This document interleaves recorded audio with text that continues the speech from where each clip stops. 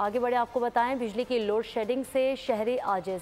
Load shedding से ख़वातीन भी परेशान हैं। ख़वातीन का कहना है कि 16 से 18 घंटे बिजली ना होने से मामूलात ज़िंदगी मुतासिर हो रहे हैं।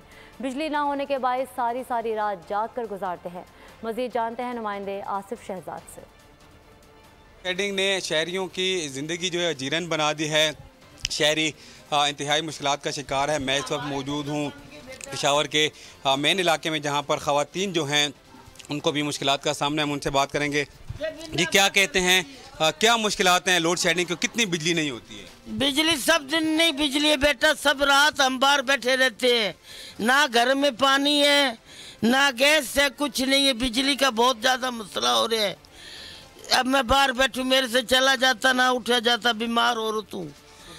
सब रात बिजली बाहर बैठे रहते, 4 बजे तक घंटा 10 घंटा तक बिजली नहीं रहती घर के अंदर।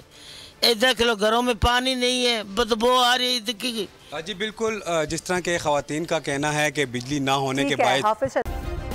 सब्सक्राइब करें और बेल दबाएं ताकि कोई खबर रह न जाए।